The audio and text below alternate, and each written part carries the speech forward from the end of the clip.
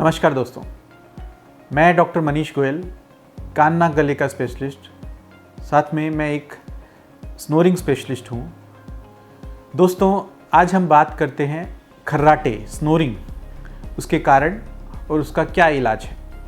दोस्तों, मेरे पास रोज़ इस तरह के पेशेंट आते हैं कि डॉक्टर साहब हमें बहुत सारे खर्राटे आते हैं रात को, हम रात को सो नहीं पाते, दिन भर हमें थकान रहती है, दिन भर नींद आती रहती है, मेरी वाइफ या मेरा पार्टनर मेरे खर्राटों से परेशान है, इसका हमें कुछ इलाज करके दो। दोस्तों, सबसे पहले जानते हैं कि खर्राटों का क्या कारण है।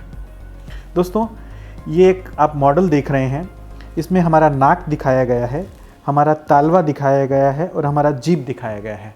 आप इसको देख पा रहे हैं। दोस्तों, खर्राटों का क्या कारण है?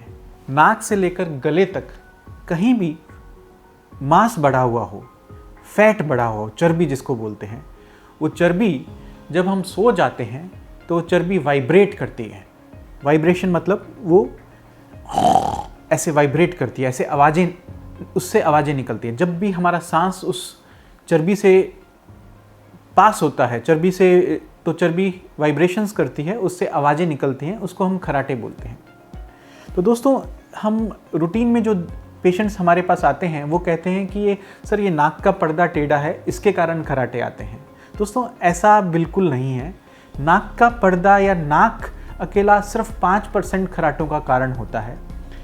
खर्राटों के कारणों में सबसे मेन जो होता है वो तालवा, जो हमारे गले के अंदर जो तालवा होता है वो एक खर्राटों का कारण है। या जीभ के पीछे का भाग, जो जीभ के पीछे का भाग जो फैटी होता है, वो एक दूसरा खर्राटों का मेन कारण है। दोस्तों, जिस तरह हमारे पेट में या शरीर में चर्बी बढ़ती है, उस तरह तालवे के ऊपर और जीभ के पीछे भी चर्बी बढ़ जाती है। और जब हम सोते हैं तो वो चर्बी हमारे सांस लेने के रास्ते में आती है, और जब हम सांस लेते हैं वो चर्बी वाइब्रेट करती है, और वाइब्रेट करने से आवाज़ें पैदा होती हैं।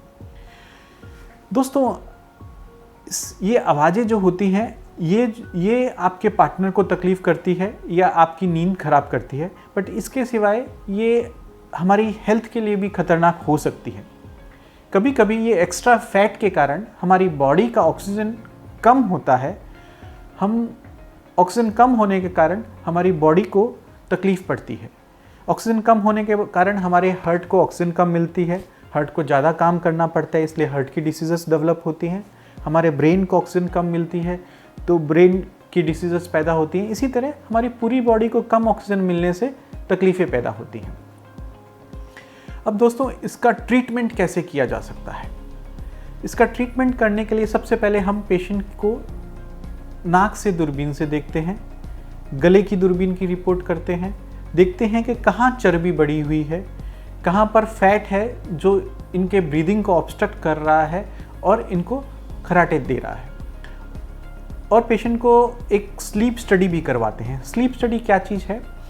स्लीप स्टडी के दरमियान पेशेंट को रात भर उनके घर में हम लोग होम बेस्ड स्लीप स्टडी करवाते हैं, जो पेशेंट के घर के कंफर्ट में वो स्टडी हो सकती है।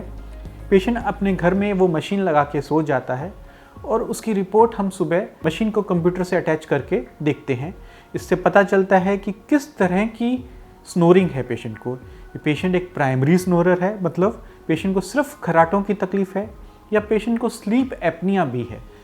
स्लीप एपनिया मतलब पेशेंट का सांस बंद होता है सोते समय। सांस बंद होने के कारण पेशेंट की ऑक्सीजन कम होती है, इसको हम स्लीप एपनिया बोलते हैं। एपनिया मतलब सांस 10 सेकंड से ज़्यादा बंद होना।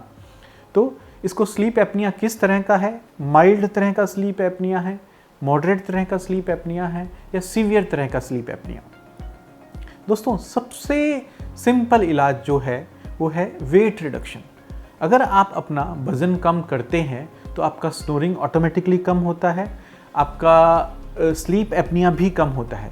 तो जो पेशेंट कहते हैं कि डॉक्टर साहब मुझे कोई भी प्रोसीजर नहीं कराना, कोई भी रिपोर्ट नहीं करानी, मुझे सिंपल तरीका बताइए कि मेरे खर्राटे कम हो जाएं, तो उनको हम बोलते हैं कि सर आप वेट रिडक्शन कीजिए। वेट रिडक्शन एक ऐसी चीज़ है जिससे सब तरह का फैट, जैसे बॉडी का फैट जैसे जैसे कम होगा, वैसे ओरल कैविटी का भी फैट कम होगा, जिससे पेशेंट के खर्राटे डेफिनेटली कम हो जाएंगे।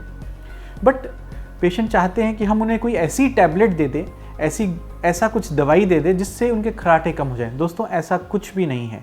कोई भी टैबलेट, कोई भी ऐसी दवाई नहीं है जिससे आपके खर्राटे कम हो सकते हैं। कोई भी नींद लेने की दवाई लोगे तो उससे खर्राटे बढ़ेंगे, आपका स्लीप एपनिया बढ़ेगा। तो हम पेशेंट को स्ट्रिक्टली मना करते हैं कि कोई भी नींद की दवाई आपको नहीं लेनी है।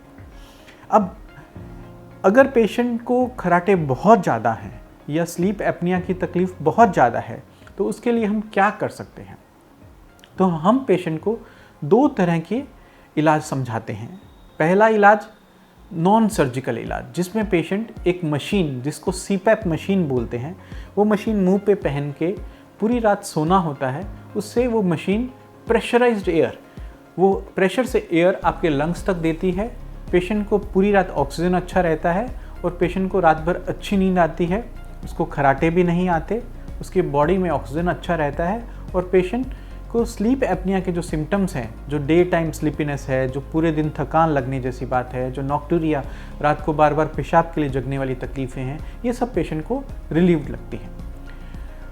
जो पेशेंट कहता है कि सर मैं ये मशीन पहन के नहीं सो सकता, उसके लिए हमारे पास बहुत अच्छे सर्जिकल ट्रीटमेंट है, जिसमें हम माइनर सर्जरी से लेकर मेजर सर्जरी करके पेशेंट का स्लीप एपनिया रिलीव कर सकते हैं।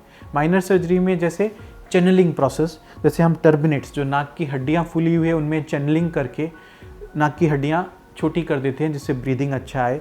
जो पैलेट का टिश्यू बढ़ा हुआ है, जिसको सॉफ्ट पैलेट का टिश्यू बढ़ा हुआ है, तालवे का जो टिश्यू बढ़ा हुआ है, फैटी है, उसमें चैनलिंग करके, उसमें स्पेशलाइज्ड निडल्स डाल के, एनर्जी देके, उसको फाइब्रोसिस करके, मतलब का फैट निकाल के वो वाइब्रेशन कम हो जाए, वो प्रोसीजर करके हम उसको हेल्प कर सकते हैं। या टंग बेस्ड चैनलिंग, जीभ के ऊपर जो एक्स्ट्रा फैट है, पोस्टीरियर पार्ट ऑफ टंग, जो पीछे के भाग में एक्स्ट्रा फैट है, उस फैट को कम करके उसको अच्छा रिजल्ट दे सकते हैं। या हम उसको सर्जरी से, मेजर सर्जरी से, लाइक पैलेटोप्लास्टी, यूविलोपैलेटोप्लास्टी, लाइक जो तालवे पे फैट बढ़ा हुआ है उसको सर्जिकली रिमूव करके, या टंग बेस रिडक्शन, जीभ के पीछे जो फैट बढ़ा हुआ है उसे सर्जिकली रिमूव करके उसको हम हेल्प कर सकते हैं। सो दोस्तों, जब भी आपको स्नोरिंग की तकलीफ़ है तो आप किसी भी स्लीप एपनिया स्पेशलिस्ट जो स्लीप एपनिया में वर्क करते हैं उनसे मिल सकते हैं। वो आपको सही गाइड करेंगे कि आपको किस तरह के प्रोसीजर की ज़रूरत है और आपको कैसे स्लीप एपनिया से रिलीव किया जा सकता है। थैंक यू मित्रों।